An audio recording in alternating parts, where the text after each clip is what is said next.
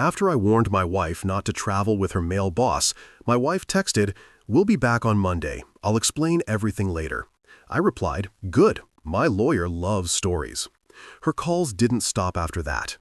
You ever notice how every catastrophic life decision starts with someone you love saying something that sounds completely innocent?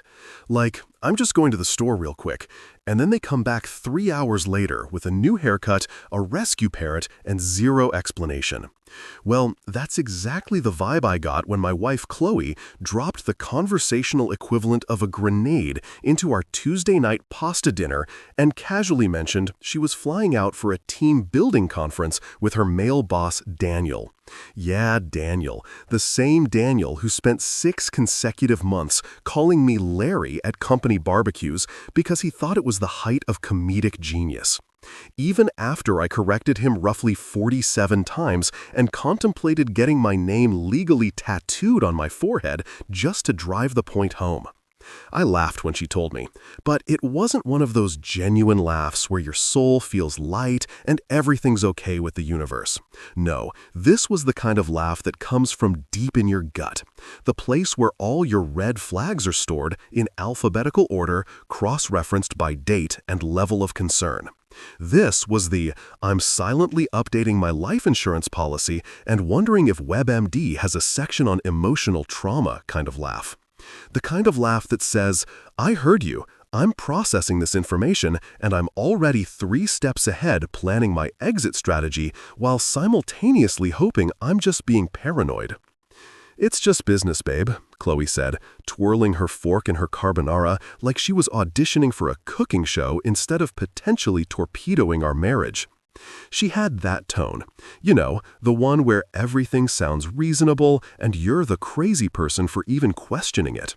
Like, I'm supposed to just nod along while my wife books a romantic getaway disguised as corporate synergy with a guy who probably thinks Boundaries is a new streaming service. "Sure," I replied, keeping my voice steady, even though internally I was conducting a full forensic analysis of every interaction she'd ever had with Daniel, including that time he accidentally put his hand on her lower back during the holiday party, and I had to resist the urge to accidentally put my fist through his dental work. Because every marriage needs a trustful exercise in another city, preferably one with hotel wine, dim lighting, and a distinct lack of spouses. Really strengthens the foundation. I hear the marriage counselors are all recommending it these days. Chapter 7, How to Destroy Your Relationship in 5 Business Days or Less. She gave me that look, the one that wives perfect over years of marriage. The look that says, "You're being ridiculous, and I can't believe I have to deal with this, and why did I marry someone who thinks critically?" All rolled into one expertly crafted expression of exasperation. I know that look intimately. I've seen it when I forgot to take out the trash, when I bought the wrong brand of almond milk, and now apparently when I had the audacity to question why my wife needed to spend 3 nights in a luxury hotel with her boss who has the emotional intelligence of a golden retriever and the professional boundaries of a reality TV star. I warned her, and I want to be clear about this, because what happened next is going to sound like I didn't try. I absolutely tried. I sat down, looked her dead in the eyes with the kind of sincerity usually reserved for marriage proposals and terminal diagnoses, and said, "Chloe, don't go if it's not necessary. I'm asking you as your husband, as someone who supposedly matters in your decision-making process, to really think about whether this trip is worth whatever it might cost us." I wasn't yelling, I wasn't throwing things, I was being the mature, communicative partner that every relationship expert says you're supposed to be. The guy who uses his words and expresses his concerns like a functional adult instead of a caveman with trust issues. She rolled her eyes so hard, I'm pretty sure she saw her own brain, which clearly wasn't working at full capacity if she thought this was a good idea. "You're being insecure," she said. Like insecurity was this horrible character flaw instead of a completely rational response to sketchy circumstances. Like I was supposed to just hand her a suitcase, wave goodbye from the porch, and go about my week pretending my wife wasn't about to star in her own low-budget drama titled What Could Possibly Go Wrong? A Business Trip Story. I'm not being insecure, I corrected her, stabbing a piece of chicken with more force than was probably necessary. I'm being observational. There's a difference. Insecure is thinking you're going to cheat because I don't trust you. Observational is noticing that this entire situation has more red flags than a communist parade and wondering why you're so eager to ignore them. Insecure is a rational fear. This is pattern recognition. This is basic risk assessment. This is me using the critical thinking skills that evolution gave me specifically to avoid situations where I end up as the punchline in someone else's story about how they ruined their marriage. She pushed her plate away, which in married people language means this conversation is over and you've lost. She stood up, grabbed her wine glass like it was a trophy for winning an argument she absolutely hadn't won, and said, "I'm going. It's important for my career. You'll just have to trust me." Trust. That word hung in the air like a fart in an elevator, impossible to ignore and making everyone uncomfortable. Trust is what you're supposed to have in a marriage, sure, but trust without verification is just called being naive. And I'd already used up my lifetime supply of naivety back when I believed that working late actually meant working and not building emotional connections with coworkers over shared takeout and complaints about their spouses. Trust is great until it's weaponized, until it becomes this thing that gets thrown in your face every time you dare to question something that any reasonable person would question. That night, after she went to bed early, probably to avoid further conversation or because she needed her beauty sleep for her upcoming performance in the conference that definitely wasn't an affair, I sat in the living room with a beer that tasted like regret and scrolled through my phone looking at pictures from when we first got married. Back when her smiles were genuine and meant for me. Back when business trip meant she actually came home and told me about the boring presentations and complained about the hotel pillows. Back when Daniel was just some name she mentioned occasionally, and not the third person in our marriage who didn't even have the decency to pay rent or do dishes. I'm not an idiot, despite what this situation might suggest about my judgment in life partners. I know what team building means in corporate speak. It means trust falls and rope courses and those stupid exercises where you're supposed to communicate without talking. All designed to make you bond with your coworkers so you'll work harder and complain less about the soul-crushing meaninglessness of corporate existence. But team building doesn't require luxury hotels. It doesn't require your boss specifically, and it definitely doesn't require the kind of excited energy Chloe was radiating, the kind of energy she used to reserve for our anniversary dinners and surprise weekend getaways, before those became too expensive and not a priority right now. So yeah, I laughed when she told me about the trip. I laughed because the alternative was screaming or crying or both, and I'm trying to maintain some dignity here. I laughed because sometimes that's all you can do when you see the train wreck coming but you're tied to the tracks and nobody's listening to your warnings. I laughed because in that moment, sitting across from my wife, who was already mentally checked out and probably planning what lingerie to pack, I realized that this wasn't just about a business trip. This was about respect or the complete lack thereof.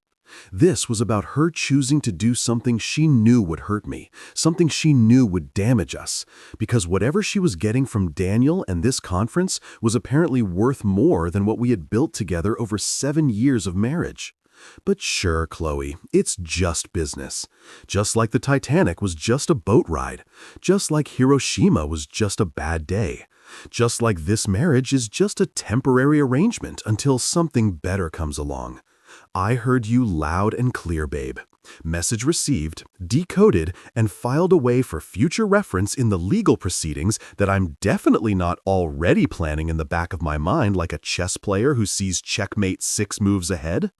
Welcome to Chapter 1 of How My Marriage Became a Cautionary Tale. Spoiler alert, it gets worse before it gets better, but at least the ending is satisfying. Thursday morning arrived with all the enthusiasm of a funeral procession, and I woke up to the sound of Chloe rummaging through our closet like she was preparing for an invasion instead of a 3-day conference that supposedly involved PowerPoint presentations and networking sessions. I'm talking full-scale tactical preparation here, the kind of packing operation that would make military logistics officers weep with envy. She had 3 suitcases spread across our bedroom floor, which seemed excessive considering the email invitation she'd accidentally left open on her laptop specifically said business casual attire and please pack light. But hey, what do I know about appropriate conference preparation? I've only been to about 15 of them, and I've never once needed an evening gown or that little black dress that still had the price tag attached, the one that cost more than our monthly grocery budget and screamed, "Definitely not for boardroom presentations." The perfume situation alone should have won some kind of award for suspicious behavior. Chloe was pulling out bottles I didn't even know existed in our house, testing them on her wrists like she was preparing for a date with a fragrance connoisseur instead of a team building retreat with Steve from accounting and whatever other poor souls were allegedly attending this corporate bonding experience. There was this one bottle, some French name I couldn't pronounce that probably translated to homewrecker or bad decisions, that she'd received as a Christmas gift from her sister 2 years ago and never once worn. Not for our anniversary, not for my company holiday party, not even for that wedding we went to where she claimed she wanted to look special. But apparently Daniel and the fictional conference committee deserved the premium sin experience. "You need 3 pairs of heels for a business conference?" I asked from the doorway, watching her carefully wrapping them in tissue paper like they were ancient artifacts being transported to a museum instead of shoes that were going to spend most of their time under a conference table. Or, let's be honest, under a hotel bed. She didn't even look up, just kept methodically folding clothes with the kind of focus usually reserved for surgeons and bomb defusal experts. "I like to have options," she said, which is woman speak for, "I don't want to explain my choices to you because we both know this doesn't add up and I'm hoping you won't press the issue." Options, right? Because when I go to conferences, I definitely pack my tuxedo, my casual tux, and my backup emergency tuxedo, just in case the team building activities suddenly turn into the Oscars. The logic was bulletproof. Really. Absolutely no holes whatsoever. She had packed 4 new dresses, 2 of which I'd never seen before, which meant she'd gone shopping specifically for this trip, and somehow forgot to mention it during our nightly "How was your day?" conversations that had apparently become optional. There was a red number that was so low-cut it needed its own engineering degree, a blue one with a slit up the side that would make a burlesque dancer blush, and 2 others that fell into the category of, why bother wearing anything at all? But sure, these were definitely appropriate for trust falls and strategic planning sessions. Maybe they were planning to build trust by seeing how much fabric they could remove before HR got involved. The real kicker, the detail that really sold the whole charade, was when I noticed she'd packed her hair curler and straightener, both plugged in and ready to go, along with enough hair products to open a small salon. But her work laptop was still sitting on the kitchen counter next to yesterday's coffee mug, completely forgotten, like an afterthought, or that one coworker nobody invites to lunch. When I pointed this out, helpfully carrying it to the bedroom like the supportive husband I was clearly failing to be, she waved me off. "Oh, I'll just use my tablet," she said. "Daniel's bringing the presentation files on a shared drive anyway." Daniel's bringing them? Of course he is, because what's a business trip without being completely dependent on your boss for all your work materials? It's not like she could access files independently or bring her own equipment like a professional adult. No, much better to be tethered to Daniel in his shared drive, probably sharing a lot more than just PowerPoint slides and quarterly projections. She kissed me goodbye at the door with all the passion and sincerity of someone signing a legal document that they hadn't read. That quick peck that's more about obligation than affection. The kind of kiss that says, "This is what married people do," rather than, "I'm going to miss you." It was the emotional equivalent of a participation trophy, technically meeting the minimum requirement while putting in zero actual effort. Her lips touched mine for approximately 0.5 seconds before she pulled away, already mentally checked out and probably running through her packing list one more time to make sure she hadn't forgotten the lingerie I definitely saw tucked into the side pocket of her carry-on. "Be safe," I said, because what else do you say to someone who's about to walk out the door and potentially out of your marriage? Have fun at your very real and legitimate business conference that definitely exists and isn't just an excuse for something I'm going to regret not preventing. Okay, I didn't say that last part out loud, but my tone said it for me. My tone was doing all kinds of heavy lifting that morning, carrying the weight of suspicion, disappointment, and the growing realization that I was married to someone who thought I was either stupid or blind, possibly both. "I'll text when I land," she said, which in retrospect was the first lie of many, though I didn't know it yet. At the time, I took her at her word, like an idiot, like someone who still believed that marriage vows meant something. And "I'll text you" wasn't just verbal filler designed to get her out the door faster. She grabbed her suitcases, all 3 of them, and rolled them down the driveway to her Uber like she was leaving for a month-long expedition to Antarctica instead of a 3-day conference 2 states over. The Uber driver, a middle-aged guy with kind eyes, who probably had his own marriage problems, helped her load everything into the trunk while I stood in the doorway like a chump, waving goodbye to my wife and my dignity simultaneously. She didn't text when she landed. Shocker, I know. 4 hours passed, which was plenty of time for her flight, landing, baggage claim, and hotel check-in, plus enough buffer time to account for traffic, bathroom breaks, and stopping for a celebratory cocktail at the airport bar. But my phone stayed silent, except for a spam call about my car's extended warranty and a notification that our credit card bill was due, which felt ominously appropriate given what was probably happening to our joint finances at that very moment. So I did what any reasonable person with a smartphone and a growing sense of dread would do. I tracked her flight. Not because I'm some controlling psychopath who needs to monitor his wife's every movement, but because Google exists, flight tracking apps are free, and I love a good plot twist almost as much as I love being proven right about my suspicions. The flight had landed on time at 2:47 p.m. It was now 7:30 p.m. The math wasn't mathing, as the kids say these days. Or maybe that's already outdated slang, because I'm apparently too old and married to keep up with cultural trends or recognize when my wife is lying to my face. I checked her location on Find My Friends, that app we'd set up years ago for safety purposes that had now become my window into discovering exactly how unsafe my marriage was. She was at the Grand Riviera Hotel, which I immediately Googled because I'm thorough like that, and also because I enjoy torturing myself with evidence of my own naivety. 5 stars, rooftop bar with city views, spa services, in-room jacuzzis. And here's the really fun part. The company handbook, which I'd read exactly once during a bout of insomnia last year, specifically states that business travel accommodations should be reasonable and cost-effective, not exceeding business class standards. This hotel had suites that cost more per night than I made in a week. This was the kind of place you took your mistress, not your management team. Meanwhile, back in reality, where I apparently lived alone now, I was sitting in our kitchen eating leftover spaghetti straight from the Tupperware container like a widowed raccoon who'd given up on dignity and proper dinnerware. I didn't even heat it up, just sat there in the growing darkness lit only by the refrigerator light and my phone screen, shoveling cold pasta into my mouth while wondering at what exact moment I'd married a woman who apparently had a secret minor in infidelity and a major in creative excuses. The spaghetti tasted like betrayal and oregano, which is a flavor combination I wouldn't recommend to anyone going through a potential marital crisis.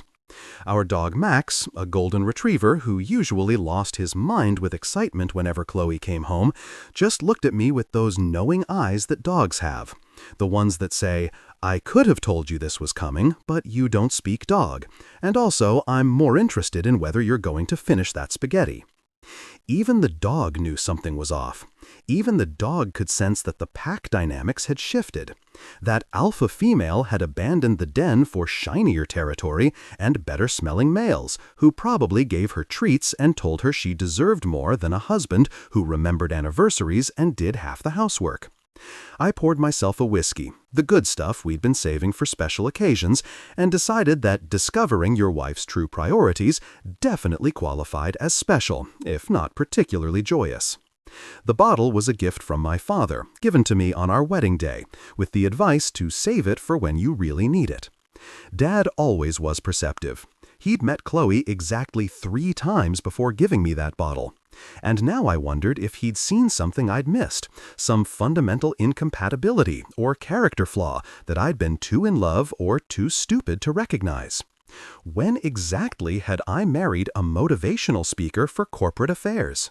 When had my wife transformed from the woman who used to text me throughout the day just to say she missed me into someone who couldn't be bothered to send a single message confirming she'd arrived safely? These were the questions keeping me company, along with my cold spaghetti and expensive whiskey, in a house that suddenly felt too big and too empty, with a marriage that was clearly smaller and more fragile than I'd ever wanted to admit. By the second day of Chloe's conference, I'd officially entered what I like to call the ghosting Olympics, where my wife was going for gold in the "how long can you ignore your husband" event and absolutely crushing the competition, which in this case was non-existent because apparently I was the only idiot participating. Friday morning rolled around and I woke up to a grand total of 0 messages from my beloved spouse, which was particularly impressive considering she'd promised to stay in touch and keep me updated before she left.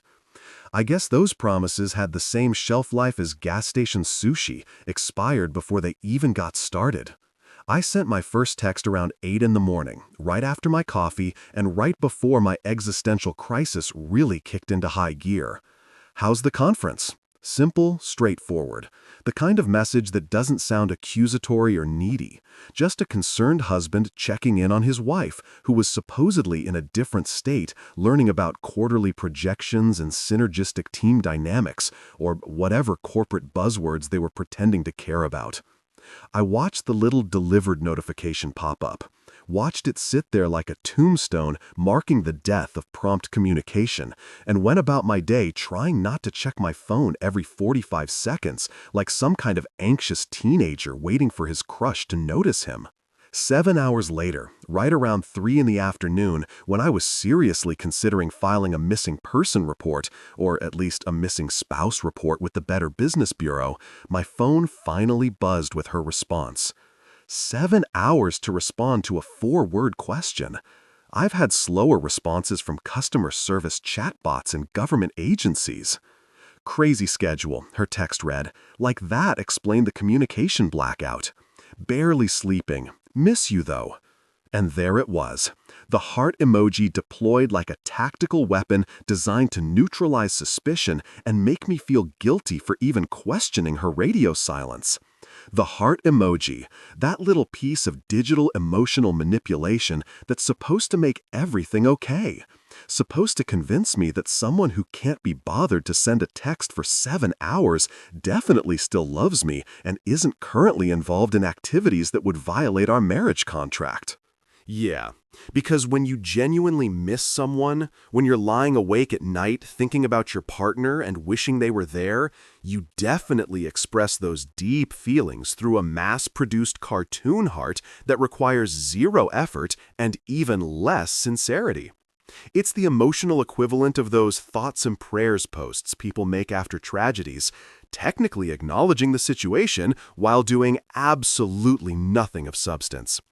That heart emoji was a coupon for affection, a discount version of actual love that she could slap on to any message to make it seem like she cared while putting in minimal emotional labor. I didn't respond immediately because I was busy doing some investigative journalism that would make Watergate reporters proud. See, what Chloe apparently forgot in her haste to pack 17 dresses and 0 work equipment was that we live in the age of social media, where people document every single moment of their lives, like they're creating evidence for future historians studying the decline of Western civilization. If there really was a conference happening, if there really were team-building activities and professional development sessions, then surely someone would be posting about it. Surely the company's official social media accounts would have photos, updates, maybe some inspirational quotes over stock images of people in business suits high-fiving or whatever passes for corporate content these days. So I started scrolling, and boy did I find something. Nina Chun, Chloe's coworker and the office gossip who could probably run TMZ if she ever left the corporate world, had been posting up a storm. And I mean a literal storm of content, the kind of posting frequency that suggested she was definitely not sitting through boring presentations or participating in trust falls. Her Instagram was a highlight reel of poolside selfies, sunset cocktails, and what appeared to be a very relaxed interpretation of business casual that involved bikinis and sunglasses that cost more than my car payment. The photos were tagged #company-retreat and #team-fun, which already sounded less like professional development and more like a vacation someone else was paying for. But here's what really got me. I scrolled through every single photo Nina posted, and I'm talking dozens of them because the woman had apparently decided to become an influencer for the weekend. Beach shots, pool shots, restaurant shots, bar shots, enough content to fill a travel brochure. And in all of those photos, all of those carefully curated moments documenting the team-building experience, I didn't see my wife once. Not a single appearance, not even a blurry background cameo. It was like Chloe had decided to opt out of social media documentation entirely, which was weird considering she usually posted everything from her morning coffee to her afternoon snack. Like she was creating a visual diary for people who didn't ask to see it. But you know who I did see? Daniel. Good old Daniel, my wife's boss. The man who'd spent half a year calling me the wrong name like it was a bit he was committed to. There he was in Nina's photos, shirtless and proud of it, showing off a dad bod that suggested his gym membership was purely theoretical. He was holding 2 glasses of wine in one photo, standing by the pool with what I can only describe as the confidence of a man who thought he was God's gift to middle management. 2 glasses of wine. 2! And unless Daniel had developed the ability to drink ambidextrously or had suddenly taken up juggling as a hobby, that second glass was meant for someone. Someone who wasn't appearing in photos. Someone who was apparently too busy being barely sleeping to participate in social media documentation. The math was mathing now, and I didn't like what it was adding up to. My wife was at a luxury resort. Her boss was holding 2 wine glasses, and neither of them were appearing in the official team photos. Meanwhile, the actual team was out by the pool having documented fun, while my wife and her boss were doing what exactly? Having a very private, very intense discussion about quarterly earnings? Reviewing performance metrics in complete isolation? Engaging in some kind of advanced team-building exercise that required absolute secrecy and double the wine? I made a mental note right then and there, sitting on my couch with my phone in one hand and what remained of my sanity in the other. Next time Chloe says team building, I'm buying her a hammer, some nails, and a stack of lumber, and she can build an actual treehouse in the backyard. At least then the only thing getting screwed would be the wooden planks, and I'd have something tangible to show for the investment of time and money instead of just mounting credit card bills and disappearing dignity. I spent the rest of Friday doing what any rational person would do in my situation. I became a detective. Not the cool kind from movies who solve crimes and look good in trench coats, but the sad kind who sits at home in sweatpants analyzing Instagram posts like they're ancient hieroglyphics containing the secrets of the universe. I checked Facebook, Twitter, LinkedIn, because apparently I thought maybe my wife and her boss were updating their professional networks between romantic interludes, and every other social platform I could think of. I even checked TikTok, despite being 37 years old and having no idea how that app works, beyond knowing it's somehow both 3 seconds and 3 hours long, depending on how you use it. The pattern was consistent. Lots of documentation of the team having fun, zero documentation of Chloe or Daniel participating in said fun, and an increasingly clear picture of what was probably happening when people decided not to appear in photos together. It's like they'd read a handbook on how to have an affair and followed the chapter on digital footprint management a little too carefully.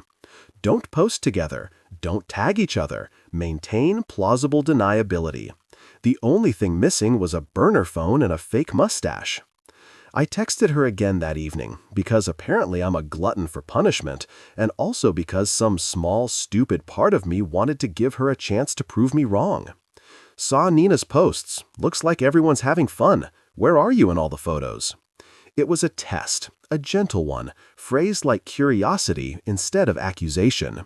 I watched that message sit on delivered for another 3 hours before she responded with, "Been in meetings most of the day. Just finished dinner." Dinner, right? Dinner that took 3 hours to eat and apparently required her phone to be surgically removed from her hand because, God forbid, she check her messages between courses. That night, I poured another whiskey. The special occasion bottle was getting a serious workout and sat in our living room that felt more like a mausoleum than a home. Thinking about all the times I'd been the idiot who believed the easy lie instead of trusting my gut. Every working late excuse I'd accepted. Every "it's just lunch with coworkers" explanation I'd nodded along with. Every time Daniel's name had come up in conversation and I'd pushed down that weird feeling in my stomach because surely I was being paranoid. Surely my wife wouldn't be that cliché. Surely I was worth more than being the punchline in someone else's midlife crisis story. Max wandered over and put his head on my knee, which is what dogs do when they sense their human is having what therapists call a moment. I scratched behind his ears and wondered if I should have been a dog person exclusively, if maybe limiting my trust to animals who literally couldn't betray me beyond occasionally eating my shoes was the smarter life choice. At least dogs are honest about their motivations. They want food, walks, and belly rubs, and they don't pretend it's about career development or networking opportunities. If suspicion burned calories, I'd have abs that would make fitness models weep with envy. I'd have been shredded, absolutely jacked from the sheer metabolic energy of constantly analyzing every text message, every social media post, every gap in communication. I'd have looked like I trained for the Olympics instead of just competing in the emotional Olympics, where the only prize was the knowledge that I'd been right to be worried and the participation trophy was crippling trust issues for future relationships. But I didn't confront her yet. I wanted receipts, not drama. I wanted evidence that would hold up in court, metaphorical or otherwise. I wanted to be absolutely unquestionably certain before I pulled the trigger on whatever needed to happen next. Because once you accuse someone of something like this, you can't take it back. Once you say, "I think you're cheating," the marriage either survives and becomes stronger, or it dies right there on the spot. And I wasn't ready to kill it yet. Not until I had proof. Not until I could look myself in the mirror and know beyond any doubt that I'd done everything right and she'd done everything wrong. Saturday morning arrived with the kind of cruel sunshine that makes you want to punch the weather in its stupid optimistic face. All bright and cheerful, like the universe hadn't gotten the memo that my life was currently circling the drain. I woke up to my phone ringing at 7:30 in the morning, which is universally recognized as an ungodly hour on the weekend and should be illegal except in cases of emergencies or lottery winnings. It was Chloe calling, and for a brief, stupid moment, my heart did that hopeful thing where it thinks maybe everything's fine. Maybe she's calling to apologize. Maybe she's realized the error of her ways and is coming home early to throw herself at my mercy and beg forgiveness. Yeah, no, that's not what happened. "Hey, babe," she said, her voice all business casual, like she was calling to confirm a dentist appointment instead of checking in with the husband she'd been systematically ignoring for 48 hours. There was background noise, the kind you hear in hotel lobbies with their fountains and elevator music, and the general ambiance of people having better days than you. "Can't talk long. Daniel's presenting tomorrow and we need to prep." Daniel's presenting. Daniel's presenting tomorrow. Let that sentence marinate for a second. Really let it sink in and ferment into the pile of shit it so clearly was. It was Saturday. The presentation was allegedly on Sunday, which meant they still had a full day. Yet somehow, this required immediate attention at 7:30 in the morning when normal people who weren't involved in suspicious activities were sleeping off their Friday night wine and contemplating whether pancakes or waffles were the better breakfast choice. Presenting what exactly? I asked, keeping my voice level even though internally I was screaming into the void.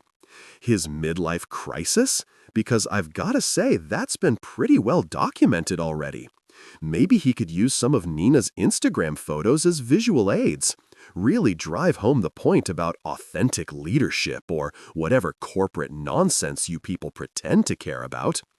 She laughed, but it was that nervous laugh people do when they've been caught but haven't fully committed to the lie yet.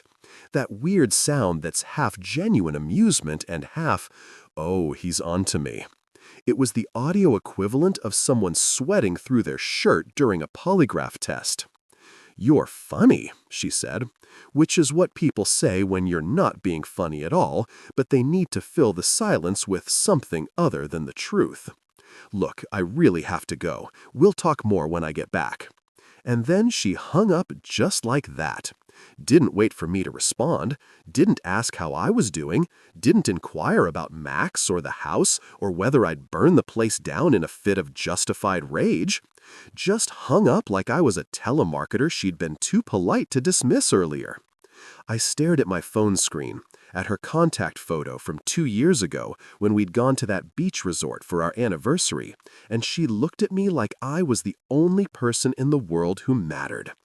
And I wondered when exactly that woman had been replaced by this stranger who couldn't even spare 5 minutes for her husband, but apparently had unlimited time for Daniel and his presentation needs. That night, I made a decision. Actually, several decisions. All of them powered by spite and expensive whiskey, which is honestly the best decision-making fuel known to man. I decided I was done playing the waiting game. Done sitting at home like a loyal dog, hoping his owner would remember to come back and feed him. I cooked myself a steak, a good one, the kind we usually save for special occasions or when Chloe wanted to celebrate something at work. Medium rare, perfectly seasoned with garlic butter melting over the top like liquid gold. I made roasted potatoes, asparagus with Parmesan, the whole production. I set the table for one, used the good plates we'd gotten as wedding gifts and had barely touched because, apparently, we were saving them for company that never came or occasions that never felt special enough. I poured whiskey for 2, though, because I'm petty like that, and also because the symbolism felt right. 1 glass for me, 1 glass for the ghost of my marriage. Both of us drinking to the inevitable conclusion of this show. I raised my glass to the empty chair across from me and toasted to my own sanity, to the part of my brain that had been screaming warning since Tuesday and was finally being validated. To the future version of myself who would look back on this moment and hopefully laugh instead of cry. The steak was perfect, the whiskey was smooth, the company was terrible, but at least it was honest. Max sat next to me, eyeing the meat with the kind of focused intensity that dogs reserve for food and squirrels, and I slipped him a piece because at least somebody in this house appreciated my efforts and didn't lie about where they were spending their nights. If suspicion burned calories, I'd have had abs by then. The kind of abs you see on fitness magazine covers with headlines like this one weird trick doctors hate. I'd have been absolutely shredded, totally jacked, with a physique that would make Greek statues jealous. Every anxious thought, every analyzed text message, every moment spent wondering what my wife was doing and who she was doing it with, all of that nervous energy would have transformed into pure muscle. I'd have been a specimen, a marvel of human anatomy powered entirely by emotional turmoil and justified paranoia. But I wasn't confronting her yet. That was the important part. The detail that separated me from every angry husband in every bad movie who goes off half-cocked and ends up looking like the crazy one. I wanted receipts. I wanted documentation. I wanted evidence that would hold up in court, in divorce proceedings, in the court of public opinion when our friends inevitably asked what happened and why Chloe was suddenly single and I was mysteriously unbothered by the whole thing. I wanted proof so ironclad that even her mother, who'd never particularly liked me and made it clear at every family gathering that her daughter could have done better, would have to admit that her precious Chloe had screwed up spectacularly. So I did what any rational person in the digital age would do. I quietly checked our joint credit card statement. Not secretly, mind you, because it was my card too. My name on the account, my legal right to see where our money was being spent. I logged into the account on my laptop, poured myself another whiskey because this felt like a moment that required liquid courage, and started scrolling through the charges from the past 2 days. Oh boy, oh boy, oh boy, oh boy. If I'd had any doubts before, any lingering hope that maybe I was wrong and my wife really was a legitimate business conference doing legitimate business things, those doubts evaporated faster than water on a hot sidewalk. The charges didn't just suggest vacation, they screamed it. They got a megaphone and announced it to the world. They took out a billboard advertisement declaring, "This is not a business trip, you absolute moron." Friday night, 7:45 p.m. The Skyline Rooftop Restaurant. $347 for 2 people because the itemized receipt showed 2 entrees, 2 appetizers, a bottle of wine that cost more than my monthly car payment, and dessert. Business dinner? Sure, if your business is romance and your quarterly projections involve seeing how much money you can spend while destroying your marriage. Saturday morning, 9:15 a.m., Serenity Spa and Wellness Center, $412 for a couple's massage. A couple's massage. The charge literally said couple's relaxation package right there in the description, like they weren't even trying to hide it anymore. Like they decided subtlety was overrated and might as well go full rom-com montage with the betrayal. Saturday afternoon, 2:30 p.m., room service, the Grand Riviera Hotel, room $847, $193. For what, I wondered? What could possibly cost almost $200 from room service? I pulled up the hotel's room service menu online, because I'm thorough like that, and discovered it was champagne, chocolate-covered strawberries, and what the menu described as a romantic charcuterie board for 2. Romantic. They used that word in the description of the room service my wife ordered with her boss using our joint credit card while I was at home eating leftover spaghetti like a divorced raccoon. There were more charges, so many more. Boutique shopping at the hotel gift shop, probably buying more lingerie because apparently the suitcase full wasn't enough. Cocktails at the lobby bar, late-night dessert at some French patisserie. Each charge was a nail in the coffin of our marriage. Each receipt a little piece of evidence that I carefully screenshotted and saved to a folder on my desktop labeled Receipts, because I'm not creative under stress, but I am organized. That's when I knew. That's when the last little piece of doubt, that tiny voice that had been saying, maybe there's an explanation, maybe you're reading too much into this, finally shut up and accepted reality. My wife's business trip wasn't about business. It never had been. This was a vacation, a romantic getaway, a fair sampler platter funded by our joint checking account. This was Daniel shooting his shot, and Chloe not just catching it, but running with it all the way to the end zone while I sat at home cheering for a team that didn't exist. I leaned back in my chair, stared at my laptop screen with all those charges lined up like evidence in a crime scene, and felt something shift inside me. Not anger, not yet. That would come later. Right now, it was something calmer, something almost peaceful. It was clarity. It was certainty. It was the kind of understanding that comes when all the puzzle pieces finally click into place and you see the full picture even though you wish you couldn't. My wife's business trip was about to become a career change. All right, a career change from married woman to defendant in divorce proceedings, from trusted partner to cautionary tale I tell at dinner parties, from love of my life to biggest mistake I ever made. And somehow also the best lesson I ever learned. I closed the laptop, finished my whiskey, and went to bed with a smile on my face. Not a happy smile, but the kind of smile you get when you know something nobody else knows yet. When you're holding cards in a game, everyone thinks you're losing. I slept like a baby that night. The kind of sleep that comes from finally having enough evidence to stop questioning your sanity and start questioning your lawyer about retainer fees. Tomorrow was Sunday. Tomorrow, she'd be flying back with more lies and excuses. Tomorrow, the real fun would begin. But tonight I was at peace, wrapped in certainty and high thread count sheets, dreaming about a future that didn't include wondering where my wife was or who she was with, or whether that heart emoji actually meant anything at all. Sunday morning came with a text message that should go down in history as one of the worst crafted lies ever committed to digital format. Right up there with the check is in the mail and I totally read the terms and conditions.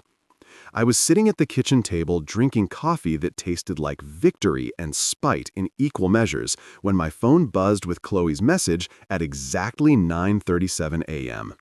I knew the exact time because I screenshotted immediately, adding it to my growing collection of evidence that would make prosecutors weep with joy. Hey babe, don't worry. Traveling for a few more days, back Monday.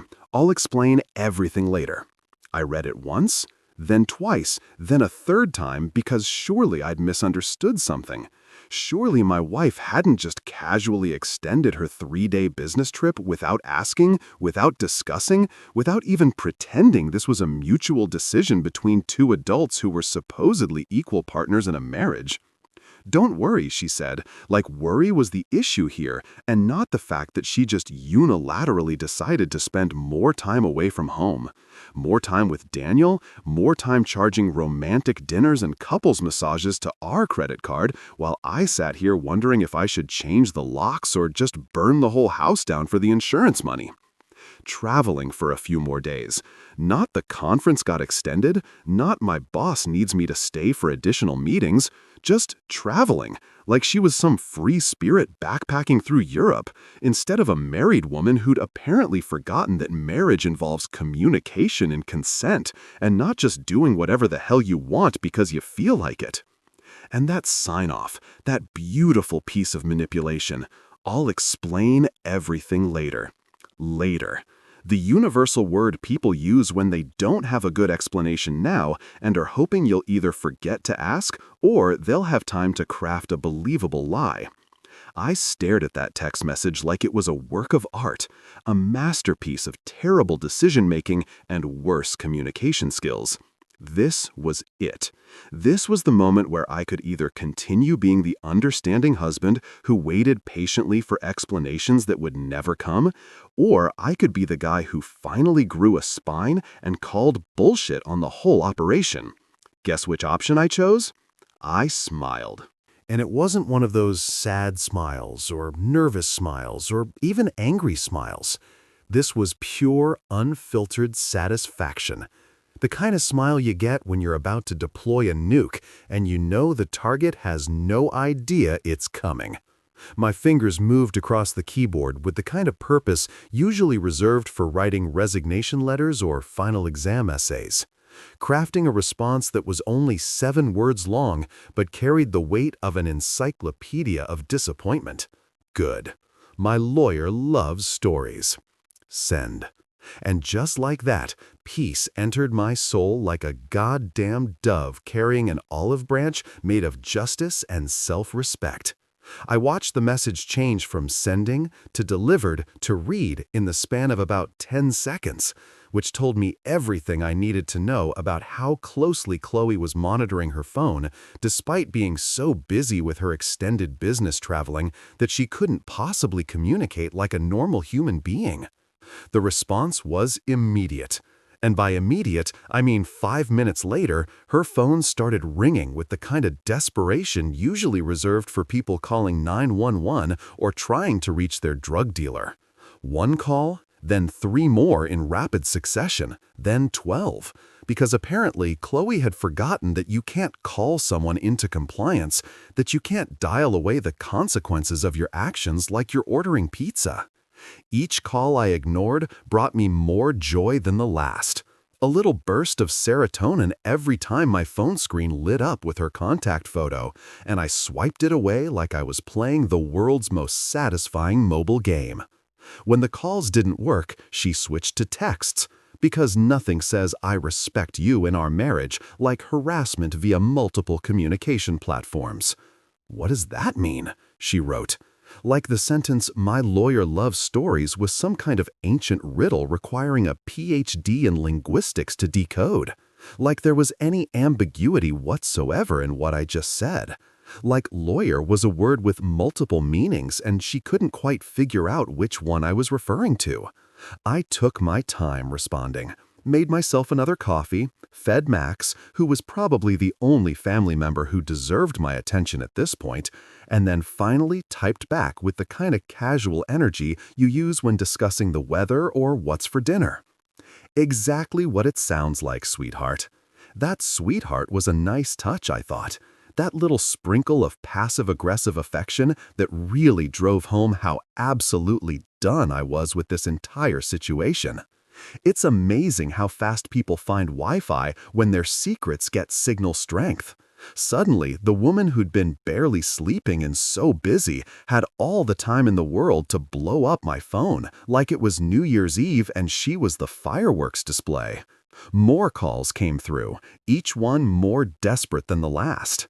Each one getting declined with the kind of satisfaction that really should be illegal because it felt too good to be morally acceptable. She tried calling from Daniel's phone, which I knew because his contact info popped up, and I'd never been more tempted to answer just to ask him how it felt to be complicit in the destruction of a marriage and whether he thought his PowerPoint presentation was worth it. But I didn't answer that either because Daniel didn't deserve my voice or my time or anything except maybe a strongly worded Yelp review of his character. The texts kept coming. "Mark, please." Then, "We need to talk." Then, "You're being unreasonable." That last one made me laugh so hard I almost spit out my coffee. I was being unreasonable? Me? The guy who'd stayed home like a loyal husband while his wife gallivanted around a luxury resort with her boss on the company dime and our joint credit card? I was the unreasonable one. The mental gymnastics required to reach that conclusion deserved an Olympic medal. My phone was basically having a seizure at this point, vibrating so much it was moving across the kitchen counter like it was trying to escape the sheer volume of panic emanating from Chloe's end of the digital conversation. But I just sat there sipping my coffee, occasionally reaching over to decline another call, feeling more at peace than I had in months, maybe years, maybe ever since I'd said "I do" to a woman who apparently heard "I might" depending on better offers. This was it. The fire had started, and I hadn't even needed to light the match. Chloe had done all the work herself, built the pyre out of lies and bad decisions and couples massages, soaked it in champagne and room service charges, and all I'd done was send one text message and watch it all go up in flames. Beautiful, cleansing, absolutely justified flames that burned away 7 years of marriage and left nothing but clarity in their wake. Monday morning, I walked into the law offices of Mendoza and Associates with the kind of purpose you usually see in movie montages right before the protagonist destroys their enemies and claims victory. The office was on the third floor of a building downtown that smelled like expensive leather and broken promises, which felt appropriate for a place where marriages came to die and assets got divided like nobody ever loved each other in the first place. The receptionist, a woman in her 50s with reading glasses on a chain and the kind of knowing look that suggested she'd seen this exact scenario play out 1,000 times, smiled sympathetically when I told her I had an appointment with Grace Mendoza. "She's expecting you, Mr. Harrison. Second door on the left." Grace Mendoza was exactly the kind of lawyer you want when your life is imploding, and you need someone who can slice through bullshit with surgical precision. She was in her early 40s, dressed in a power suit that probably cost more than my car, with dark hair pulled back in a bun so tight it looked like it meant business all by itself. Her office was immaculate, floor-to-ceiling bookshelves filled with legal texts that I'm sure she'd actually read. A desk made of some kind of wood that screamed, "I win cases and I'm not sorry about it." And diplomas from universities that made my community college degree feel like a participation trophy. She stood up when I entered, shook my hand with a grip that could probably crush walnuts, and gestured for me to sit in one of the leather chairs across from her desk. "Mr. Harrison, I understand you're having some marital difficulties." The way she said it, so matter-of-fact and professional, made the whole nightmare feel manageable somehow, like this was just another problem with a solution, rather than the complete destruction of everything I'd built over 7 years. "That's putting it mildly," I said, pulling out my phone and opening the folder I'd labeled Receipts, which now contained enough screenshots and documented evidence to fill a small novel. My wife went on a business trip with her boss, except it wasn't really a business trip. It was more like a romantic vacation funded by our joint credit card, and now she's extended it without asking because apparently our marriage operates on a unilateral decision-making model I wasn't informed about. I handed her my phone and watched as Grace scrolled through the evidence with the kind of focused attention that made me understand why her hourly rate was probably going to require me to take out a small loan. She looked at the text messages, the credit card statements, the social media posts from Nina that showed everyone except my wife the charges for couples massages and romantic dinners and champagne that cost more than I made in a day. Her expression didn't change, professionally neutral, but I saw her eyebrow raise about 1/4 of an inch when she got to the $400 spa package. "So she's mixing work and pleasure," Grace said, not even bothering to make it a question because the evidence was pretty damn clear at this point. "Mostly," I replied, leaning back in my chair with the kind of exhausted satisfaction that comes from finally having someone else validate that you're not crazy, that your concerns are legitimate, that the situation is exactly as messed up as you think it is. The work seems voluntary, optional, more like a cover story than an actual job responsibility. I'm pretty sure Daniel's quarterly presentation could have been prepared via email and Zoom calls like every other normal company does, but apparently they needed to do it poolside with wine.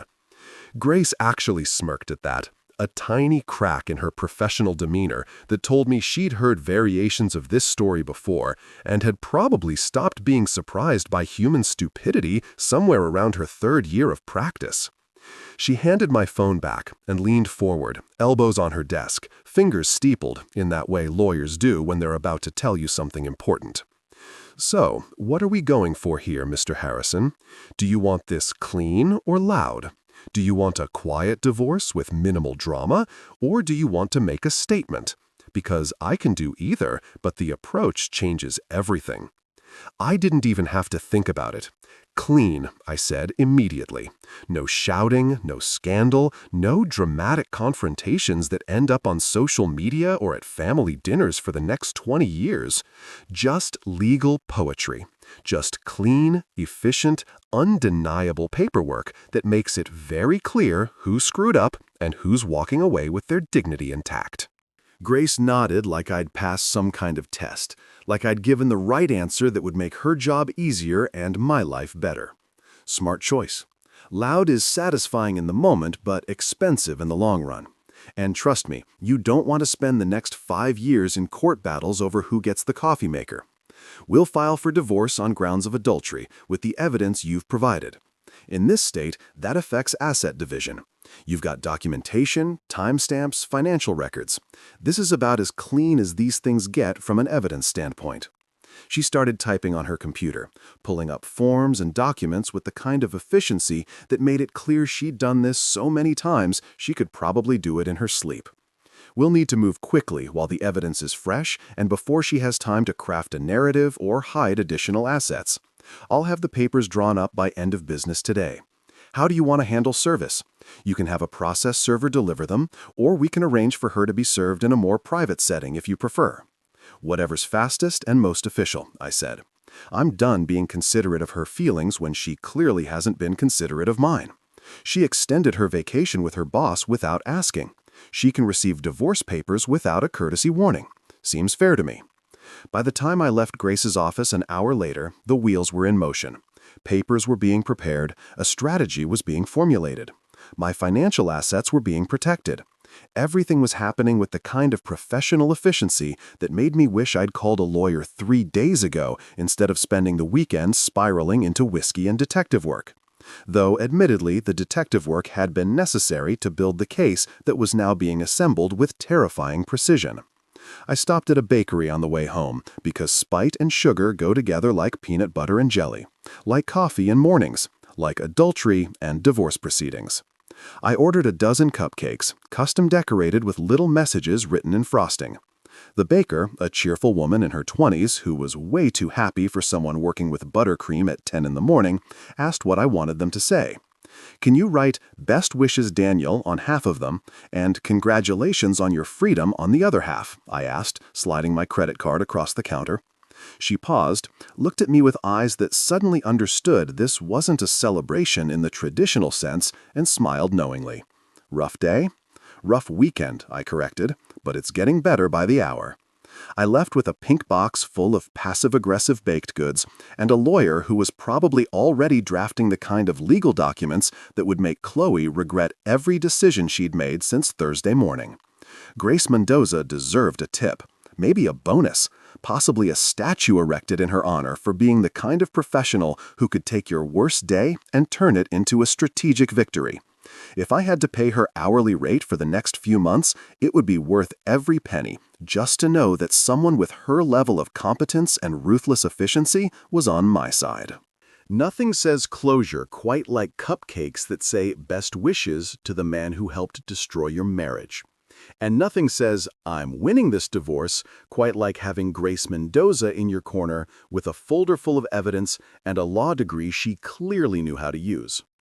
While Chloe was out networking and building her career through methods that would definitely violate the employee handbook if anyone actually cared to enforce it, I decided to rebrand our marriage into what it should have been all along, a solo enterprise with clear boundaries and zero tolerance for bullshit. Monday afternoon, armed with Grace's legal advice, a hardware store receipt, and a level of petty determination that would make reality TV producers weep with joy, I began what I now refer to as the Great Lockout Rebrand of 2025. First order of business, I boxed up Chloe's things. Not hastily, not in anger, but with the kind of methodical care you'd use when packing museum artifacts or dismantling a bomb. I folded every piece of clothing she'd left behind, organized her shoes by color and heel height because I'm not a monster, and carefully wrapped her collection of decorative candles that she'd never once lit because they were too pretty to burn, which in retrospect was a perfect metaphor for our marriage. Too pretty to actually use, just there for show, gathering dust while pretending to serve a purpose. I packed her toiletries, her makeup collection that required its own zip code, her 17 bottles of nail polish in shades that all looked identical to my colorblind eyes, and that stupid diffuser she bought from some Instagram influencer that was supposed to promote wellness, but mostly just made our bedroom smell like a yoga studio had exploded. Every item went into boxes labeled with blue painter's tape and a Sharpie. each one marked Career Growth Package. Return to sender because I'm petty, but I'm also creative about it. Her books went into one box. The self-help titles about finding your authentic self and embracing your power stacked neatly on top of the romance novels she'd read poolside last summer, back when I thought we were still happy and not just pretending for the Instagram photos. Her craft supplies that she'd bought during her brief "I'm going to start an Etsy shop" phase went into another box. The unopened packages of scrapbooking materials serving as a monument to abandoned dreams and unfinished projects, much like our marriage. I even packed her collection of coffee mugs, the ones with inspirational quotes like "Boss Babe" and "She believed she could, so she did," which felt ironic now considering what she'd done was cheat on her husband and make terrible life choices. Those mugs went into a box with extra bubble wrap because, despite everything, I wasn't trying to cost her money in broken ceramics. I was trying to cost her a marriage, not dishware. The photos came down next. Our wedding picture from the mantle, the one where we both looked so young and stupid and convinced we'd figured out something that clearly we hadn't. The vacation photos from our trip to Colorado, back when team building meant us building a relationship instead of her building something inappropriate with Daniel. The candid shots from holidays and birthdays and random Tuesdays when we thought taking pictures of our dinner was important enough to document. All of it came down, got wrapped in newspaper, and went into a box labeled Ancient History. Handle with indifference. Then came the locks. I'd stopped by Home Depot on my way back from the bakery, wandered through the security section like a man on a mission, and bought new deadbolts for both doors, the kind that required a key from both sides. Because I wasn't taking any chances on Chloe letting herself in and trying to negotiate or explain or do whatever people do when they realize their actions have consequences. The hardware guy at the store, an older gentleman with kind eyes and calloused hands, had asked if I was upgrading for security reasons. "You could say that," I'd replied, keeping out unwanted elements. "Smart man," he'd said, and I wondered how many other guys he'd sold locks to in similar situations. How many husbands had stood in that exact spot trying to protect what remained of their dignity and personal space. Installing the locks took about 40 minutes and required more swearing than I'd anticipated because apparently I'm better at emotional breakdowns than home improvement. But eventually, both doors were secured with shiny new deadbolts that Chloe's keys would no longer open. I tested them multiple times, locked and unlocked them like a kid with a new toy, and felt a sense of satisfaction that probably wasn't healthy, but absolutely felt deserved. I wasn't being petty, okay? I was being petty, but I was also being efficient. There's a difference between petty for the sake of being petty and petty as a strategic life choice that protects your peace and your property. This was the latter. This was self-care with a side of justified spite. This was me establishing boundaries that apparently needed to be established with physical barriers since emotional ones hadn't worked. Even Max seemed to understand what was happening. He'd been following me around all day, watching me pack boxes and change locks with those intelligent dog eyes that somehow always know more than they should. When I finally packed away the last of Chloe's things, when her perfume bottles were sealed in cardboard and her presence was officially erased from the immediate living space, Max sniffed once at the boxes stacked by the door, looked up at me, and then trotted over to his bed and laid down with a sigh that seemed to say, "Yeah, she's gone. Good riddance. Can we have dinner now?" That dog had more sense than I'd given him credit for. He stopped waiting at the door for her footsteps. He stopped perking up every time a car drove past the house. He just accepted it, moved on, adjusted to the new reality with the kind of emotional flexibility that humans spend thousands of dollars in therapy trying to achieve. When her perfume disappeared from the bathroom counter, when the air no longer smelled like whatever expensive fragrance she'd been wearing to impress Daniel, Max didn't mourn it. He just went about his business, like the house had always been this way, like Chloe had been a temporary resident who'd overstayed her welcome and finally checked out. That night, I poured myself a drink, the special occasion whiskey that was rapidly becoming my regular occasion whiskey at this rate, and turned off the porch light. That might sound like a small thing, insignificant even, but that porch light had been on every night for 7 years. A little beacon saying welcome home to whoever needed it. Now it stayed off. The welcome mat got rolled up and shoved in the garage. The house went dark except for the rooms I was actually using, and I sat in my living room. My living room, singular possessive, no longer our living room, and slept like a man who'd finally deleted 2 gigabytes of emotional malware from his life's hard drive. No more wondering where she was. No more checking my phone every 10 minutes, hoping for a text that would explain everything. No more lying awake at night doing mental gymnastics trying to convince myself that maybe I was overreacting. Maybe there was a reasonable explanation. Maybe I was just being insecure instead of observant. All that malware, all those corrupted files that had been slowing down my system and making everything harder than it needed to be, got permanently deleted with the changing of those locks. The boxes sat by the door like sentinels, like guards protecting my new peace. The locks gleamed in the hallway light, brass and new and uncompromising. The house felt lighter somehow, less cluttered, like removing one person's belongings had somehow removed years of accumulated tension and unspoken resentment. I stretched out on the couch, remote in hand, and watched whatever I wanted without negotiating or compromising or pretending to care about reality shows that made my brain hurt. This was it. The rebrand was complete. The locks were changed. The evidence was packaged. The lawyer was armed and ready. All that remained was for Chloe to come home and discover that home was no longer a place she had access to, that we had become me, and that her extended vacation with Daniel had officially cost her everything she'd left behind. Monday, 11:12 a.m., and I was sitting in my living room drinking coffee and watching a home renovation show where people with unrealistic budgets complained about granite countertops when I heard it. The distinct sound of a key failing to do its one job. The scratching of metal against metal. The confused jiggling. The increasingly frustrated attempts to make a key work in a lock it no longer had any relationship with. It was music to my ears, a symphony of consequences playing out in real time on my front porch. Then came the knocking. Polite at first.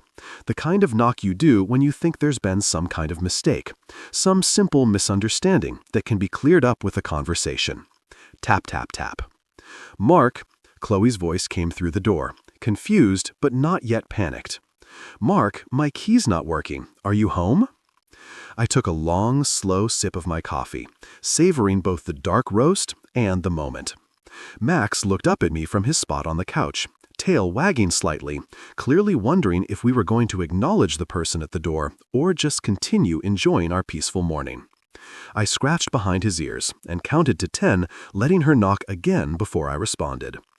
"Oh no," I called through the door, my voice dripping with the kind of fake concern that wouldn't fool a toddler, but felt absolutely delicious to deliver. "Must be that team building retreat you went on.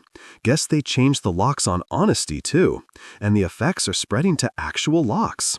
Crazy how that works." Maybe Daniel knows a locksmith. He seems to know how to unlock a lot of things he shouldn't. The knocking stopped. There was a beat of silence. The kind of heavy pause that happens when someone's brain is trying to process information it doesn't want to accept. When reality is knocking on the door of delusion, and delusion is pretending not to be home. Then the knocking resumed, harder this time, accompanied by the kind of voice that suggested panic was setting in. "Mark, this isn't funny. Open the door." "It's a little funny," I said, still not moving from my comfortable position on the couch. "I mean, from where I'm sitting, drinking coffee in my house with locks that actually work, it's pretty entertaining. You should see it from my perspective. It's like watching a sitcom, except I already know the ending, and it's surprisingly satisfying." I heard her let out a sound of frustration, something between a groan and a scream. The kind of noise people make when they're realizing that their actions have consequences, and they don't like it one bit. Part of me, a small part that still remembered being in love with this woman, felt a twinge of something that might have been guilt. But then I remembered the couple's massage charges, The romantic dinners, the champagne, and that twinge died faster than my trust in marriage vows. I stood up, walked to the door with Max following behind like my furry backup, and opened it exactly halfway. Not enough for her to push through, not enough for her to feel welcome, just enough to see her face and watch the realization dawn that this wasn't a joke, or a misunderstanding, or something that could be talked away with explanations and apologies. Her luggage was still neatly lined up on the porch where I'd placed it last night. 3 designer suitcases that had apparently been very necessary for her business conference, along with a manila envelope sitting on top like a cherry on the world's worst sundae. Chloe looked terrible, and I say that with the kind of objective observation that comes from no longer caring about someone's feelings. Her hair was messy, her makeup smudged like she'd been crying or sleeping or both, and she was wearing the same outfit she'd left in 4 days ago, which suggested the return trip had been rushed and uncomfortable. Good. She deserved uncomfortable. Uncomfortable was the least of what she deserved. "What's this?" she asked, pointing at the manila envelope like it was a foreign object she'd never encountered before. Like manila envelopes weren't universally recognized as the container for important documents, usually the kind that ruin your day or your life, or both. Documents, receipts, and your favorite part, closure, I said, leaning against the door frame with the kind of casual energy that suggested I had all day to stand here and watch her world crumble. The receipts are particularly interesting. Did you know the Grand Riviera Hotel itemizes their room service charges? Very detailed, very thorough. Romantic charcuterie board for 2 really paints a picture, doesn't it? Really tells a story. My lawyer especially enjoyed that one. She actually laughed. Professional, composed Grace Mendoza laughed out loud when she saw that charge. Chloe's face went through about 17 different emotions in the span of 3 seconds. Starting with confusion, moving through recognition, stopping briefly at denial, and finally settling on something that looked like panic mixed with regret and a dash of, "Oh, I really screwed up." She grabbed the manila envelope with shaking hands and started flipping through the papers, her eyes getting wider with each page.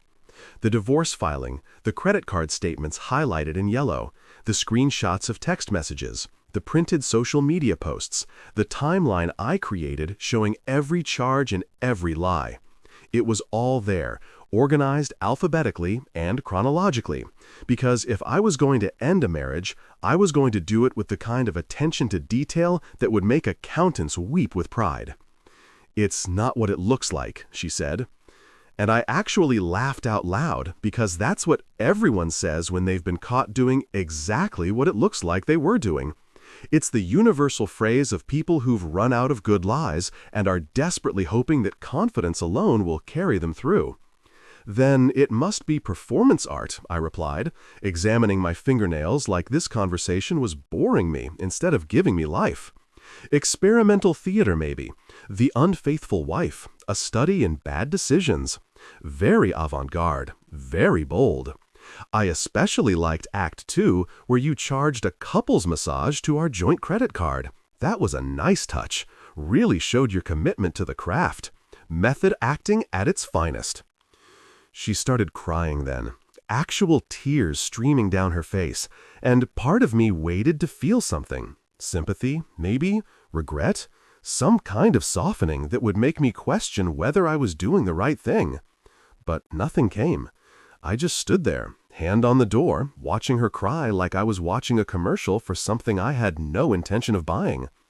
Those tears might have worked a week ago, might have made me doubt myself and wonder if I was overreacting. But that was before the receipts, before the lies, before I'd spent 72 hours cataloging every way she'd betrayed me and come to terms with the fact that our marriage had been dead long before she got on that plane. "Mark, please," she said through the tears, reaching for the door like she could push her way back into my life through sheer force of will and crying. "We can fix this. We can go to therapy. We can work through it. It was a mistake. I made a mistake. Don't throw away 7 years over a mistake." "Oh, we already did therapy," I said, gently blocking her hand from the door. "The therapist's name is Grace Mendoza. She's fantastic with legal paperwork, has a law degree from Yale and everything. Really helped me process my feelings, which apparently are justified and grounds for divorce in this state. Very healing. Would recommend. 5 stars on Yelp if lawyers did Yelp reviews, which they probably should, because people need to know which ones are good at destroying bad marriages." Her face crumpled even more, which I didn't think was physically possible, but apparently rock bottom has a basement. "Mark, please, I love you. This doesn't have to end like this. I can explain everything. Just let me explain." "Sorry, honey," I said, and the honey came out with enough venom to kill a small horse. "My subscription to Nonsense expired. Turns out it was a limited-time offer, and you used up all the available episodes. Show's been canceled, no renewal." The network decided to go in a different direction. Specifically, a direction that doesn't include lying spouses who think business trip is code for a romantic vacation with my boss. You understand? It's not me, it's you. Actually, it's entirely you. 100% you. I started to close the door, done with this conversation, and ready to get back to my coffee before it got cold, but she grabbed the edge and held on. She tried bargaining next because apparently we were going through the 5 stages of grief. Except this was the 5 stages of realizing you destroyed your own marriage and nobody feels sorry for you.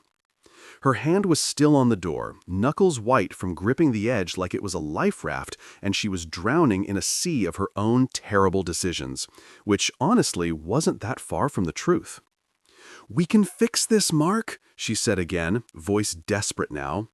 That kind of desperation that comes when you realize you're losing something you took for granted and suddenly it seems valuable again. "We can go to therapy, real therapy, not lawyers. We can talk about this, work through it. Marriage is about forgiveness, right? About working through problems together. That's what we promised each other. For better or worse, remember?" "Oh, I remember," I said, leaning against the door frame with the kind of relaxed posture that suggested I had all day to stand here and dismantle her arguments one by one. "I remember a lot of things. I remember those vows. I also remember the part where you promised to forsake all others. And I'm pretty sure that includes Daniel and his PowerPoint presentations, and his shirtless pool photos, and his ability to rack up $400 spot charges. Pretty sure forsaking doesn't include couples massages with your boss. But maybe I misunderstood the traditional wedding vows. Maybe there's a new edition that came out that includes an adultery clause I wasn't informed about." She flinched like I'd slapped her, which was interesting because apparently hearing about her own actions was more painful than actually committing them. "It wasn't like that," she said, the tears still flowing, but now mixed with this edge of anger, like she was mad at me for calling out her behavior instead of being mad at herself for actually doing it. "You're making it sound worse than it was. It was just... "Daniel and I were just what?" I interrupted, because I genuinely wanted to hear what explanation she'd cobbled together during her panic-fueled drive home. Just accidentally spending our savings on romantic dinners? Just coincidentally booking couple spa packages? Just somehow finding yourselves in situations that look exactly like cheating, smell exactly like cheating, and are documented with receipts that literally say romantic in the itemized charges? That kind of just? Because I've got to tell you, Chloe, that's a lot of accidents for someone who claims to be good at her job. Makes me wonder about your competency in general if you keep accidentally doing things that destroy your marriage. "You're being cruel," she said. And there was that word again. Cruel. Like I was the villain in this story for having the audacity to respond to her infidelity with something other than understanding and forgiveness. Like cruelty was me changing the locks and not her spending 4 days in a luxury hotel with another man while lying to my face about it. No, I corrected her, my voice going cold in a way that made even Max perk up his ears. Cruel would be if I'd done what you did. Cruel would be if I'd lied to you, spent our money on another woman, extended a trip without asking, and then came home expecting you to just accept whatever half-baked explanation I threw at you. Cruel would be if I'd made you sit at home, wondering what I was doing, while I posted nothing on social media and charged romantic dinners to our credit card. What I'm being is honest. I'm being direct. I'm being exactly as cold as the situation warrants, which apparently feels cruel to you because you've gotten used to me being a doormat who accepted your explanations without question. She opened her mouth to respond, but I held up my hand because I wasn't done yet. Because 7 years of being the understanding husband had apparently built up a reserve of things I needed to say, and now the dam was breaking. You want to go to therapy? Fine, go to therapy. Work on yourself. Figure out why you thought this was acceptable behavior. But you're going to do it alone as a single woman because I'm done. I'm done being the guy who waits at home. I'm done being Larry to Daniel's sense of humor. I'm done checking my phone every 5 minutes hoping for a text from my own wife. I'm done pretending that marriages survive this kind of betrayal just because we've invested time into it. Sunk cost fallacy doesn't apply to relationships, sweetheart. Just because we've been together for 7 years doesn't mean I'm obligated to sign up for more. Mark, please, she tried again. But the please was getting weaker now, less convinced of its own power to change anything. Don't do this. Don't throw everything away. Think about what we built together. Think about our home, our life, our future. I am thinking about it, I said, and my voice was so calm it surprised even me.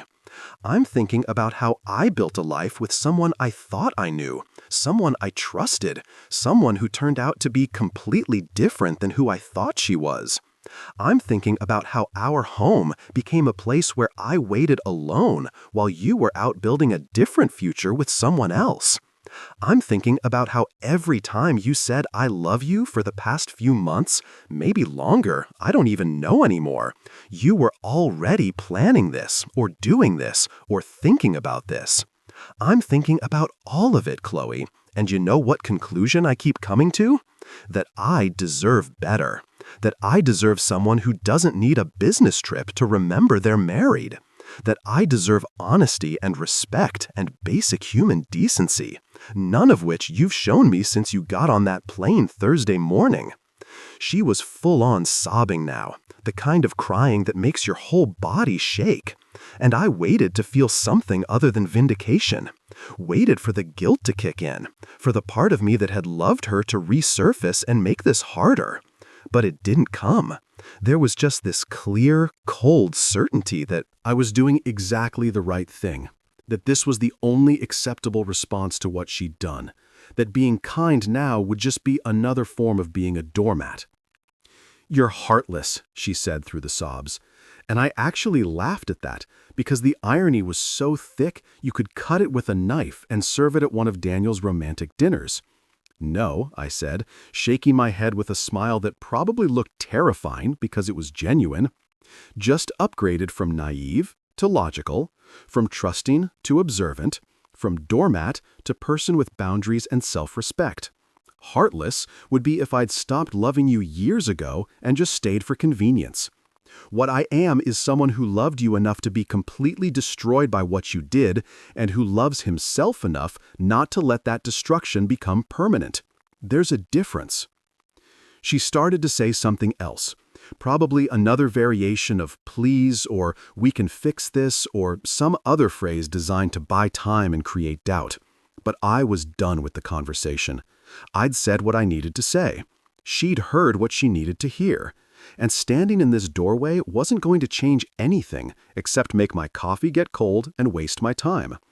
"The papers are in the envelope," I said, gesturing to the manila folder she was still clutching like it might transform into something less life-ruining if she just held it tight enough.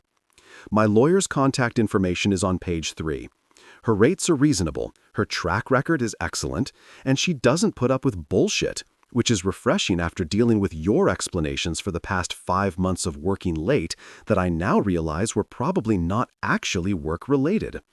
You've got 30 days to respond to the filing. After that, it proceeds whether you cooperate or not. Your stuff is in the boxes. I was very careful with it, because unlike some people, I still have basic respect for other people's property, even when they've lost my respect in every other way. She wheeled her suitcase toward the boxes, moving like someone in a dream or a nightmare, her hands shaking as she tried to figure out the logistics of transporting 3 suitcases and 5 boxes full of her belongings to wherever she was planning to go next. Probably Daniel's place, I thought with a spike of bitter satisfaction. Probably she'd call him crying and he'd come get her and they'd console each other about what a terrible person I was for not just accepting infidelity as a normal part of modern marriage. As she struggled with the boxes, Mrs. Alvarez from next door peeked over our shared fence, her perfectly coiffed hair catching the sunlight and her eyes bright with the kind of curiosity that suggested she'd been watching this entire interaction like it was her personal Netflix drama. Mrs. Alvarez was 73, had been widowed for a decade, and had the kind of nosiness that comes from having too much time and not enough excitement in her daily routine. She was also sweet as pie and had brought me casseroles twice since Chloe left, so I couldn't be mad at her for being interested in the neighborhood drama. "Everything okay, dear?" she called over the fence, her voice full of concern that was probably 80% genuine and 20% desire for gossip to share at her bridge club. "Everything's being audited, Mrs. Alvarez." I called back, giving her a wave and a smile that was probably the most genuine expression I'd made all morning. "Spring cleaning came early this year, getting rid of things that don't serve me anymore. You know how it is. Out with the old, in with the peace and quiet." The look on Mrs. Alvarez's face was absolutely priceless. This mixture of shock and understanding and barely suppressed glee that told me she knew exactly what was happening and would be dining out on this story for months. She gave me a thumbs up that was probably inappropriate for the situation, but felt completely warranted. And I gave her one back, because apparently we were now partners in the neighborhood drama, and I was okay with that. Chloe shot Mrs. Alvarez a look that could have melted steel, grabbed as many boxes as she could carry, and started loading them into her car with the kind of angry efficiency that comes from embarrassment mixed with defeat. I watched from the doorway, coffee in hand, Max sitting beside me like the world's most supportive wingman, and felt absolutely nothing except relief that this was finally happening, that the pretending was over, that I could finally start the process of becoming someone who didn't check his phone obsessively, or wonder where his wife was, or accept explanations that didn't actually explain anything. Weeks later, life had settled into something that felt weirdly peaceful, like the calm after a storm. Except the storm had been 7 years long, and I'd been standing in it, pretending it was just light rain. The house smelled different now, less like floral guilt and expensive perfume designed to impress bosses who couldn't keep their boundaries professional, and more like WD-40 and the kind of simple existence that comes from not having to wonder where someone is, or what they're doing, or whether that heart emoji actually means anything. I'd gotten into a routine that didn't involve checking my phone every 45 seconds or analyzing text messages for hidden meanings. I woke up when I wanted, made coffee how I liked it without someone complaining it was too strong, and spent my evenings doing whatever the hell I felt like doing, without negotiating or compromising or pretending to care about reality shows that made my brain hurt. It was glorious. It was peaceful. It was everything I didn't know I'd been missing while I was busy being married to someone who apparently saw our vows as more of a suggestion than a binding agreement. Jason, my coworker, and the closest thing I had to a best friend in the traditional sense, cornered me by the coffee machine at work one Tuesday morning with the kind of knowing look that suggested he'd been waiting for the right moment to comment on my apparent transformation. Jason was one of those perpetually single guys who swore up and down that marriage was a trap, and he was too smart to fall for it, which always felt like protesting too much, but now seemed oddly prescient. "Man, you're glowing," he said, pouring himself a cup of the sludge our office tried to pass off as coffee. "Like actually glowing. You get a new skincare routine or something? Because whatever you're doing, it's working. You look 10 years younger. Did you discover the fountain of youth, or did you just discover being single?" "Freedom and no phone checking at 2 in the morning," I replied, adding sugar to my cup with the kind of casual energy that came from actually sleeping through the night instead of lying awake wondering if my wife was texting someone who wasn't me. "Highly recommended. 10 out of 10. Would divorce again? Actually, no, I wouldn't, because I'm never getting married again. But if I did, I'd definitely divorce if necessary. Really clears the complexion, does wonders for your mental health, should be prescribed by doctors instead of antidepressants." Jason laughed, the kind of laugh that said he knew exactly what I was talking about, even though he'd never been married himself. "Dude, I tried to warn you. Remember at your bachelor party? I said marriage was just a legally binding agreement to be disappointed for the rest of your life. You said I was cynical. Who's cynical now?" "You're still cynical," I said, taking a sip of terrible coffee that somehow tasted better now that I wasn't drinking it while stressed about my crumbling marriage. "But you were also right, which is annoying. Don't let it go to your head. Your ego is already insufferable." The divorce had been proceeding smoothly, which apparently happens when you have overwhelming evidence and a lawyer who doesn't mess around. Grace had called last week to tell me that Chloe's lawyer had reviewed the case and strongly advised her to settle, rather than drag this out in court where all those receipts would become public record. Smart move on their part. Less smart was Chloe's decision to cheat in the first place, but apparently wisdom wasn't her strong suit. Chloe's mom had texted me about a week after the lockout incident, one of those messages that started with, "I heard what happened," and ended with, "Can you tell me your side of the story?" Like there were multiple valid interpretations of credit card statements showing couples massages and romantic dinners. I debated ignoring it, but ultimately decided that honesty was the best policy, especially when honesty involved forwarding screenshots of receipts. "Check the receipts," I texted back. "They tell it better than I ever could. Specifically, the one for the romantic charcuterie board for 2 really paints a picture. Very illuminating. Your daughter has excellent taste in expensive cheese that she paid for with our joint account." She hadn't responded after that, which I took as either acceptance of the facts or the realization that her daughter had screwed up so spectacularly that there wasn't really a defense to be mounted. Either way, I appreciated the silence. Silence was underrated. Silence meant nobody was trying to explain away the unexplainable or make excuses for the inexcusable. Cass, one of Chloe's old friends from college, who'd somehow remained friendly with me throughout the years, messaged me out of the blue on a Saturday afternoon while I was in the garage working on my motorcycle, which I'd finally had time to fix now that my evenings weren't spent pretending everything was fine in my marriage. "Do you regret it?" her message read, and I could practically hear the concern in her digital voice. The kind of worry that comes from people who still believe in working things out and second chances and all those concepts that sound great in theory but ignore the reality of betrayal. I wiped the grease off my hands, picked up my phone, and typed back without hesitation. Only that I didn't hire Grace sooner. Could have saved myself months of wondering if I was crazy for being suspicious. Turns out I wasn't crazy. Just married to someone who thought business trips were a valid excuse for bad behavior. Live and learn. Actually, divorce and learn. That's the new motto. Cass sent back a crying, laughing emoji, followed by, "Fair enough, you deserve better." It was nice to have that acknowledgement, that validation, from someone who'd known both of us and could objectively see that I wasn't the villain in this story, that I'd done exactly what any reasonable person would do when faced with overwhelming evidence of infidelity and zero remorse. Now I spent my evenings doing things I actually enjoyed, instead of things I'd convinced myself were couple activities. I grilled steaks that were seasoned exactly how I liked them, without anyone complaining they were too peppery.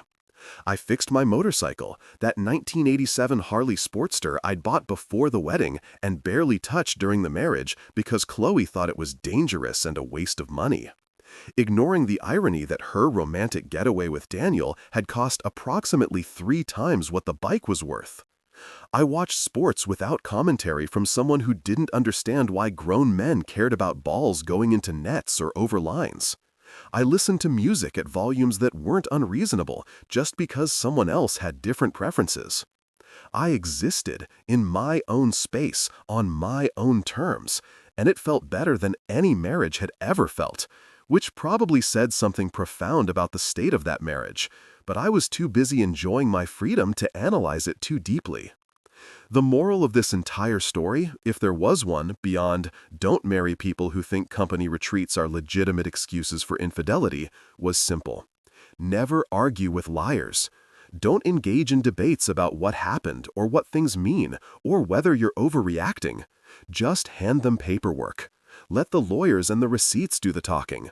Let the evidence speak for itself while you sit back and enjoy the peace that comes from no longer having to defend reality to people who've chosen to live in fantasy land. And for the record, because I know you're wondering, I sleep great. Like a baby. Like someone who's finally figured out that being alone is infinitely better than being with someone who makes you feel alone. Peace and silence are underrated, especially in a world that tells you marriage is the ultimate goal and being single is somehow failure. Turns out the real failure was staying in a situation that required me to ignore my instincts and accept explanations that didn't explain anything. Chloe is still trying to explain everything later. According to mutual friends who can't help but update me on her life, even though I've made it clear I don't care, apparently later still hasn't arrived, which tracks with her general approach to honesty and accountability. Meanwhile, I'm living my best life with a clean conscience, a cleaner house, and the kind of emotional clarity that only, finally, choosing yourself over someone who was never going to choose you back. The divorce will be final in about 2 months. I've already planned a party. Nothing huge, just close friends, good whiskey, and maybe those cupcakes from the bakery that understood the assignment the first time. Jason's bringing steaks. Mrs. Alvarez is bringing her famous potato salad and probably some gossip from the neighborhood watch meetings. Max is bringing his A-game cuteness and the unconditional love that only dogs can provide. It's going to be perfect, just like my life is now, just like it should have been all along. Turns out, happiness was always an option. I just had to be willing to change the locks to find it.